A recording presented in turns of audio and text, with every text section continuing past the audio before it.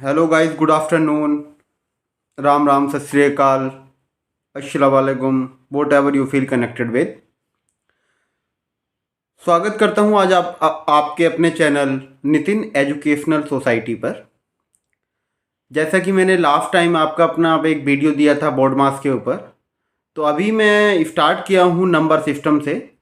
तो हम पढ़ेंगे बेसिकली क्या होती है संख्या पत्ती, बिकॉज हम जानते हैं कि अगर गणित में या मैथ में हम कुछ भी शुरुआत करें तो नंबर सिस्टम का है के ऊपर ही सारा गणित सारा मैथ बेस्ड होता है, राइट।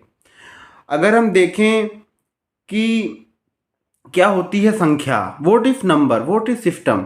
अगर नंबर होते हैं कि सपोज दैट हम हैं, आप हो, 1 2 3 4 5, मतलब जिनको हम काउंट कर सकते हैं, जिनको हम काउंट कर सकते हैं उनको हम नंबर बोलते हैं, राइट।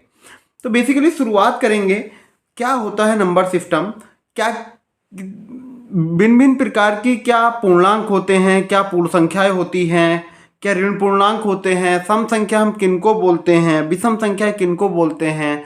उदाहरण के साथ साथ बिल्कुल बेसिक से पढ़ेंगे, बेसिक से पढ़ते हुए चलेंगे। मैथ को बिल्कुल बर्डन नहीं समझेंगे, math is a easier subject. आप बिल्कुल मेरे साथ जुड़िए, मेरे साथ साथ चलिए। आप जैसे जैसे मेरे साथ साथ एक एक कदम बढ़ाएंगे आपको मैथ में बहुत आसानी मिलती चली जाएगी। तो चलिए गाइस, शुरुआत करते हैं। सबसे पहले मैं अगर बात करूं तो संख्या पत्ती यानी कि नंबर सिस्टम, तो सबसे पहले आता है धन पूर्णांक। धन पूर्णांक क्या होता है? तो प्राकृतिक संख्याएं, प्राकृतिक संख्याएं क्या होती है? जो संख्याएं 1 2 3 4 5 6, मतलब जिन संख्याओं को हम काउंट कर सकें और इनफाइनाइट तक यानी कि अनंत तक, अर्थात धन पूर्णांक किसको बोलते हैं? प्राकृतिक संख्याएं या प्राकृतिक संख्याएं धन पूर्णांक कहलाती हैं। प्राकृत संख्याएं या प्राकृतिक संख्याएं धन पूर्णांक कहलाती हैं। ओके गाइस, जैसे एग्जाम्पल के तौर पे देखेंगे 1 2 3 4 5, इसी तरीके से चलेगा ये अनंत तक। अनंत मीन्स इनफाइनाइट, जिसका कभी अंत ही ना हो। संख्या का कभी अंत थोड़ी होता है बच्चों, ये गाइस संख्या का कभी अंत नहीं होता। अगर चलेगा, मैं अगर 10 लाख 20 लाख 50 लाख करोड़ 10 करोड़ 20 करोड़, मतलब ये अनंत तक चलता है। तो प्राकृतिक संख्या किसको बोलते हैं? जिनको हम नंबर से काउंट कर सकते हैं उनको बोलते हैं हम प्राकृतिक संख्याएं। इनका जो प्रतीक चिन्ह होता है, जो सिंबल होता है, उसको बेसिकली हम आई प्लस या एन से डिनोट करते हैं, राइट। अगर कहीं भी कोई धन पूर्णांक आता है तो उनको हम आई प्लस या एन से डिनोट करते हैं, राइट। अब चलेंगे हम पूर्ण संख्याएं क्या होती हैं। पूर्ण संख्याएं, अगर देखो जो धन पूर्णांक होते हैं, धन पूर्णांक क्या होते हैं? 1 2 3 4 5 6 इनफाइनाइट तक, राइट। अब आती है पूर्ण संख्याएं। अगर हम इन धन पूर्णांकों में जीरो को और शामिल कर दें तो ये पूर्ण संख्याएं बन जाती हैं। समझ आया? जैसे शून्य सहित धन पूर्णांकों को पूर्ण संख्याएं कहते हैं, मतलब कि जो धन पूर्णांक हैं उसमें अगर हम शून्य को और ऐड कर दें तो ये संख्याएं धन पूर्णांक कहलाती हैं। काफ़ी परीक्षाओं में काफ़ी हर जगह पूछा जाता है कि जीरो कैसी संख्या है, तो जीरो एक पूर्ण संख्या है। ठीक है गाइस, ध्यान रखेंगे इस बात का, जीरो एक पूर्ण संख्या है। उसके बाद हम बेसिकली बात करेंगे ऋण पूर्णांक के बारे में। क्या होता है ऋण पूर्णांक? तो ऋण पूर्णांक ऋण पूर्णांक क्या होता है? ऋणात्मक पूर्णांकों को ऋण पूर्णांक कहा जाता है। ऋणात्मक पूर्णांक मतलब जो अनंत से, देखो इस तरीके से चलता है वैल्यू। पहले चलेगा 1 2 3, मतलब 3, जैसे मैं बता देता हूँ 4 3 2 1 0, फिर चलेगा -1 -2 -3 -4, इस तरीके से चलता है, राइट। तो यहाँ कहीं ना कहीं ये इनफाइनाइट से आया होगा, राइट। तो जब ये इनफाइनाइट से लेके और यहाँ तक चलता है -4 -3 -2 -1, तो उसको हम कहते हैं गाइस ऋण पूर्णांक। मतलब ऋणात्मक पूर्णांकों को ऋण पूर्णांक कहा जाता है। उससे आगे देखते हैं सम संख्याएं। अगर देखो हम मैथ्स में कोई भी सम करते हैं या कोई भी सवाल करते हैं तो हमें पता होना चाहिए कि सम संख्याएं और विषम संख्याएं क्या होती हैं गाइस, राइट गाइस। तो उसके बाद आता है हमारी सम संख्याएं। सम संख्याएं क्या होती हैं? दो से विभाजित होने वाली संख्याएं सम संख्याएं कहलाती हैं।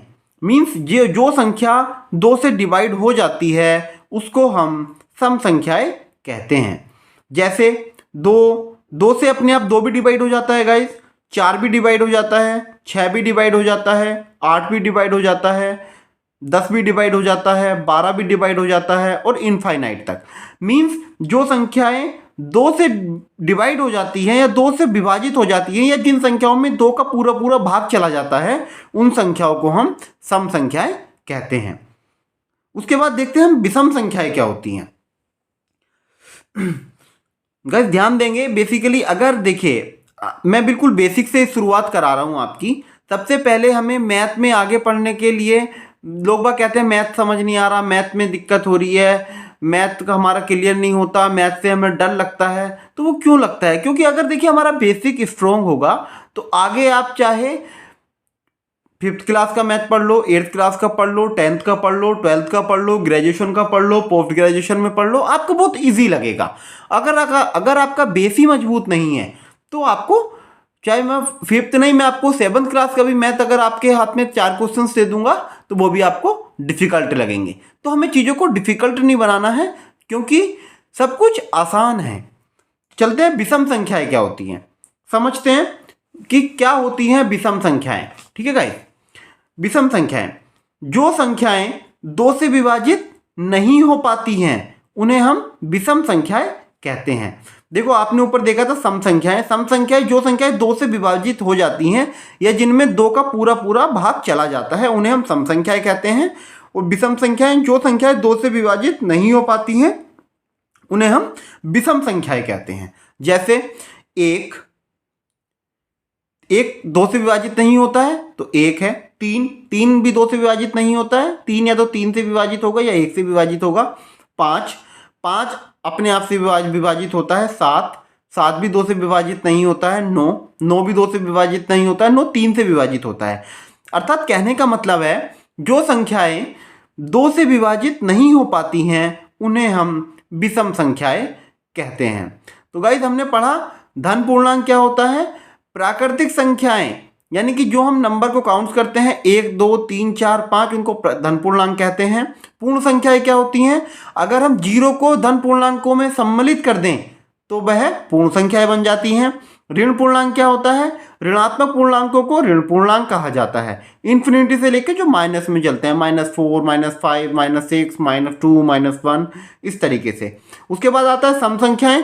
दो से विभाजित होने वाली संख्याएं सम संख्याएं कहलाती हैं। 2 4 6 8 से लेकर इनफाइनाइट तक। विषम संख्याएं जो संख्याएं दो से विभाजित नहीं हो पाती हैं उन्हें विषम संख्याएं कहते हैं। जैसे 1 3 5 7 9 एटसेट्रा।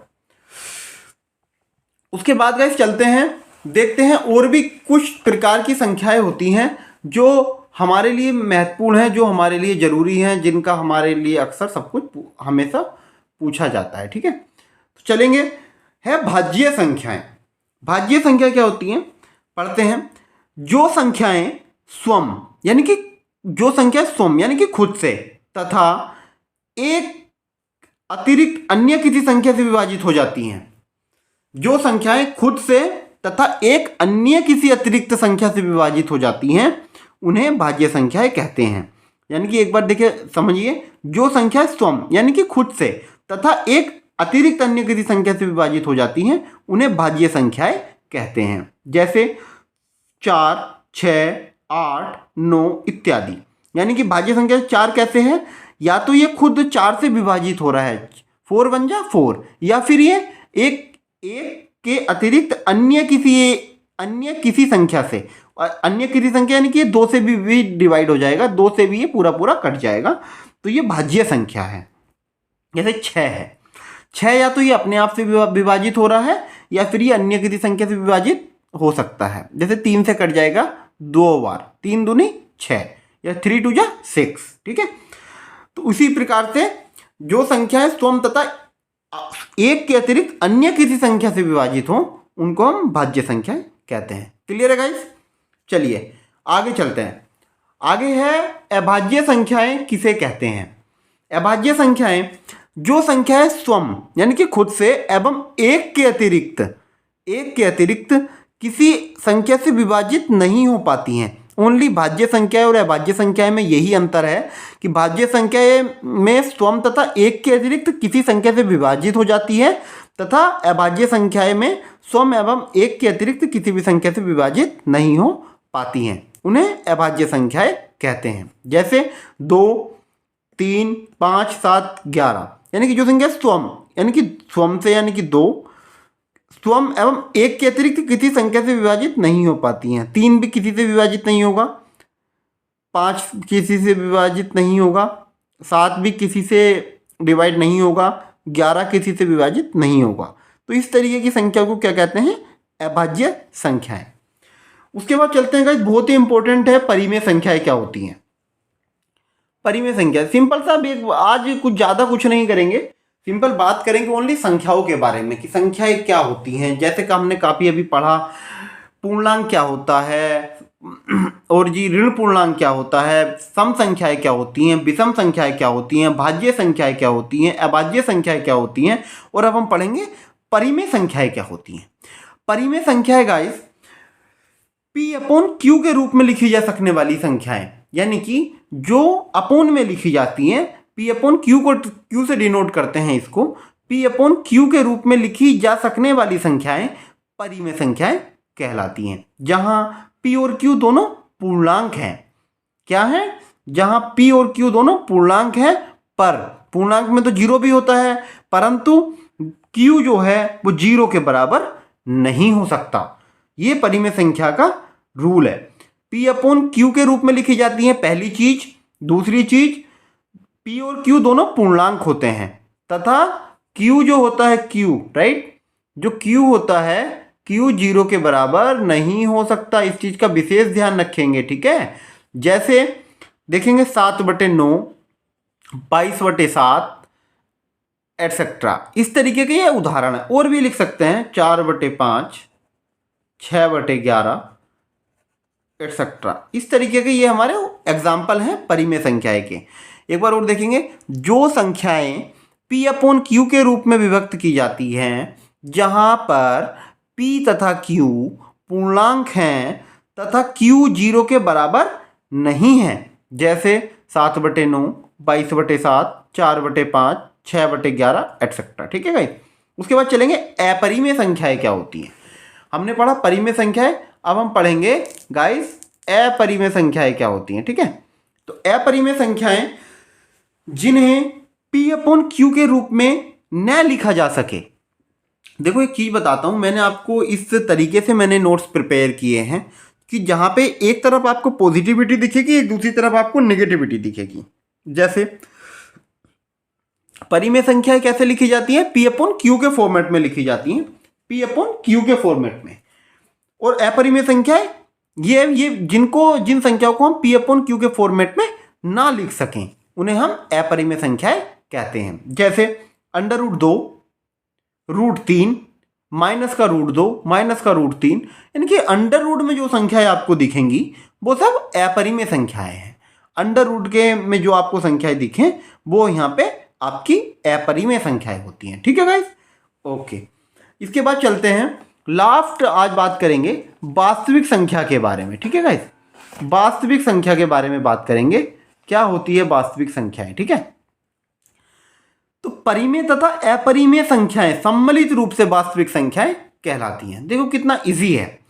परिमेय तथा अपरिमेय संख्याएं, परिमेय यानी कि P/Q वाली संख्याएं तथा अपरिमेय संख्याएं जिनको हम P/Q के रूप में नहीं लिख सकते, उनको दोनों को सम्मिलित रूप से अगर मिला दिया जाए तो बन जाती है हमारी वास्तविक संख्याएं। जैसे -1, 2/3 परिमेय संख्याएं है, -4/7 परिमेय संख्याएं है, पाई परिमेय संख्याएं है। उसके बाद देखेंगे √2 अपरिमेय संख्याएं हैं, √3 अपरिमेय संख्याएं हैं। मीन्स परिमेय तथा अपरिमेय संख्याओं को अगर हम मिला दें, परस्पर आपस में सम्मिलित कर दें, तो हम उनको वास्तविक संख्याएं कहते हैं, ठीक है गाइस। समझ में आया? क्लियर है? तो आज हमने पढ़ा संख्याएं क्या होती हैं, नंबर सिस्टम चैप्टर की शुरुआत हुई है, जिसमें से सबसे पहले हमने जाना क्या क्या पूर्णांक होता है, क्या संख्याएं होती हैं, क्या हमारे पास सम संख्याएं किसको कहते हैं, विषम संख्याएं हम किसको कहते हैं, और ये भाज्य संख्याएं हम किसको कहते हैं, अभाज्य संख्याएं किसको कहते हैं, परिमेय संख्याएं किसको कहते हैं, अपरिमेय संख्याएं किसको कहते हैं, वास्तविक संख्याएं किसको कहते हैं। अगर आपको इनमें से कोई दिक्कत हो, कोई परेशानी हो, तो आप मेरे से कमेंट सेक्शन में ज़रूर पूछ सकते हैं। जैसा कि मैं आपको बताना चाहूँगा, अगर आपको ये चैनल की मेरे न्यू शुरुआत है, मुझे आपके सपोर्ट की नीड है, मैं आपसे गुजारिश करता हूँ कि ज़्यादा से ज़्यादा जो भी आपके कलीग हैं, आपके दोस्त हैं, या आपके सगे संबंधी हैं, और आज आपको लगता है कि उनको इस वीडियो से थोड़ी भी हेल्प मिल सकती है, क्योंकि मेरा जो आने वाला आगे का टारगेट है वो टारगेट बहुत ब्रॉड है। उसमें मैं पूरा क्लास 1 से लेके क्लास 12 को इतना मजबूत बनवा दूंगा कि ताकि आपको इन फ्यूचर कोई दिक्कत नहीं आएगी। तो चैनल को ज़्यादा से ज़्यादा लोग, अगर अभी तक आपने मेरे चैनल को सब्सक्राइब नहीं किया है तो प्लीज़ आप मेरे चैनल को सब्सक्राइब कीजिए। अगर वीडियो आपको पसंद आया हो तो आप उसको लाइक कीजिए, और ज़्यादा से ज़्यादा वीडियो को शेयर कीजिए, जिससे कि आप ही के जैसे और भी भाई लोग इस वीडियो से लाभान्वित हों। मेरा ओनली मोटो आप लोगों की समस्याओं को दूर करना। जय हिंद, जय भारत। आज की वीडियो में इतना ही, मिलेंगे आपको नेक्स्ट वीडियो में। Thank you.